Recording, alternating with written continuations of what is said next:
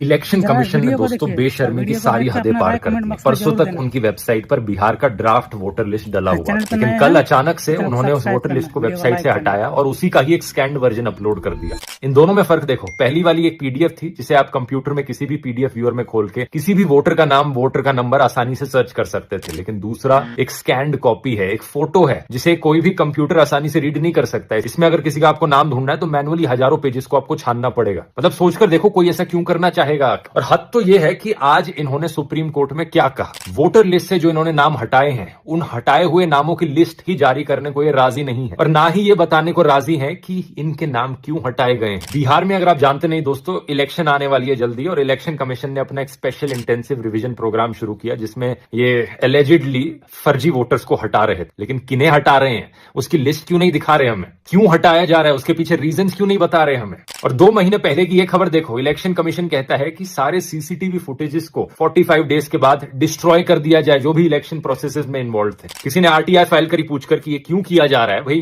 क्यों CCTV footage को destroy किया जा रहा है, तो इस पर इलेक्शन कमीशन जवाब देता है कि हम रीजन नहीं बता सकते। मतलब क्या मजाक बनाकर रख दिया देश का। कोई ट्रांसपेरेंसी नाम की चीज होती है कि नहीं होती। हर दिन नए फ्रॉड्स की खबर सुनने को मिल रही है। ये देखिए, बिहार में ऑलमोस्ट 3 लाख वोटर्स ऐसे मिले जिनका हाउस नंबर 0 था। आज का दैनिक भास्कर के अखबार का फ्रंट पेज देखिए, मुजफ्फरपुर में एक ही एड्रेस पर 269 वोटर्स रह रहे हैं। देश की जनता की अब सारी उम्मीद सुप्रीम कोर्ट पर है। मैं उम्मीद करता हूं सुप्रीम कोर्ट इलेक्शन कमीशन को ऑर्डर करे कि सारी voter list digital readable format में अपनी वेबसाइट पर पब्लिश की जाए। जिन जिन लोगों के नाम हटाए गए हैं वो एक्सक्लूजन लिस्ट भी पब्लिश की जाए डिजिटल रीडेबल फॉर्मेट में। इतनी बेसिक ट्रांसपेरेंसी शो करने में दुनिया के किसी भी इलेक्शन कमीशन को कोई प्रॉब्लम नहीं होनी चाहिए, अनलेस ऑफ कोर्स यहां पर कोई बहुत बड़ा घोटाला छुपाया जा रहा है।